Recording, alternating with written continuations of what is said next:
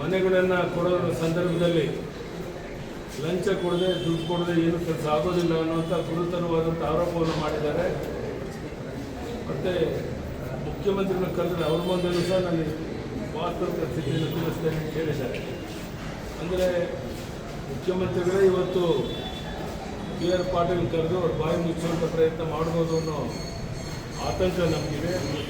ಅದಕ್ಕಿಂತ ಮುಖ್ಯವಾಗಿ ಮೋಹನ್ ದಾಸ್ ಪೈ ಅಂತ ಹಿರಿಯರ ಬಗ್ಗೆ ಬೇರೆ ಬೇರೆ ಸುಳ್ಳು ಕಾರಣಗಳನ್ನು ಹೇಳಿ ಅವ್ರ ಮೇಲೆ FIR ಹಾಕುವಂಥ ಧೈರ್ಯ ಇವರು ಮಾಡ್ತಾ ಇದ್ದಾರೆ ಅಂತ ಹೇಳಿದ್ರೆ, ಅಂದರೆ ರಾಜ್ಯದ ಯಾವುದೇ ಹಿರಿಯ ಮುಖಂಡರುಗಳು ರಾಜಕೀಯದಿಂದ ದೂರ ಇರುವಂಥವರು ಸಹ ಈ ಸರ್ಕಾರದ ವಿರುದ್ಧ ಮಾತನಾಡೋಕ್ಕೆ ಆಗೋಲ್ಲ ಅನ್ನುವಂಥ ಒಂದು ಭಯ ಹುಟ್ಟಿಸುವಂಥ ಒಂದು ರೀತಿ ತುರ್ತು ಪರಿಸ್ಥಿತಿ ಸಂದರ್ಭದಲ್ಲಿ ಯಾವ ರೀತಿ ವಾತಾವರಣ ಇತ್ತು ಆ ಸ್ಥಿತಿಯನ್ನು ತರುವಂಥ ಪ್ರಯತ್ನ ಈ ಸರ್ಕಾರ ಮಾಡ್ತಾ ಇದೆ, ಈ ಮುಖ್ಯಮಂತ್ರಿಗಳು ಮಾಡ್ತಾ ಇದ್ದಾರೆ.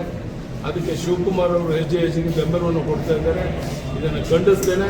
ಮತ್ತು ಇದೆಲ್ಲ ಸಂಗತಿಗಳನ್ನು ರಾಜ್ಯದ ಉದ್ದಗಲಕ್ಕೆ ನಮ್ಮ ಕಾರ್ಯಕರ್ತರು ತಿಳಿಸಿ ಯಾವ ರೀತಿಯ ಹೋರಾಟವನ್ನು ಮುಂದೆ ಬರೋ ದಿವಸಗಳಲ್ಲಿ ಮಾಡಬೇಕು ಅನ್ನೋದ್ರ ಬಗ್ಗೆ ಸಹ ಯೋಚನೆಯನ್ನು ಮಾಡ್ತಾ ಇದ್ದೇವೆ. ಎಲ್ಲ ಸಂಗತಿಗಳ ಬಗ್ಗೆ ಸಾಕಷ್ಟು ಚರ್ಚೆ ಆಗಿದೆ. ಕಾರ್ಯಕ್ರಮವನ್ನು ರೂಪಿಸ್ತೇವೆ. ಸರ್, ರಾಜು ಕಾಗೆ ಅವರು ಕೂಡ ಕಾಂಗ್ರೆಸ್ ಶಾಸಕ ಸರ್ ರಾಜ್ಯ ಪ್ರವಾಸ ಮಾಡ್ತೀನಿ ಅಂತ ಹೇಳಿದ್ರು.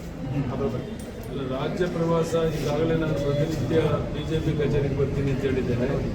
ವಾರಕ್ಕೊಂದು ದಿವಸ ಒಂದೊಂದು ಜಿಲ್ಲೆಗೆ ಹೋಗ್ತೇನೆ. ಒಂದು 3-4 ದಿವಸದಲ್ಲಿ ಬೇರೆ ಯಾವುದಾದ್ರು ಯಾವ ಜಿಲ್ಲೆಗೆ ಹೋಗಬೇಕು ಅಂತ ನಮ್ಮ ಮುಖಂಡರು ಹೇಳ್ತಾರೋ ಅಲ್ಲಿಂದ ನಾನು ಪ್ರವಾಸ ಮಾಡ್ತೇನೆ.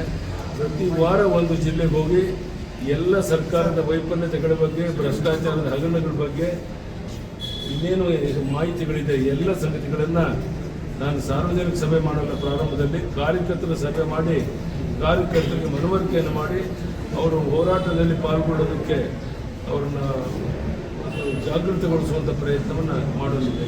ಸರ್, ಕಾಂಗ್ರೆಸ್ ಶಾಸಕ ರಾಜು ಕಾಗೆ ಕೂಡ ಇವತ್ತು ಈ ಸರ್ಕಾರದಲ್ಲಿ ಹಣ ಕೊಡದೆ ಯಾವುದೂ ಕೂಡ ಸೈನ್ ಆಗ್ತಿಲ್ಲ ಅನ್ನೋ ರಾಜು ಕಾಗೆ ಅಂತಲ್ಲ, 10 ಜನ ಇದ್ದಾರೆ. ಒಬ್ಬೊಬ್ಬರೇ ಬಾಯಿ ಬಿಡ್ತಾರೆ. ನೀವೇ ಕಾದು ನೋಡಿ. ಧನ್ಯವಾದ.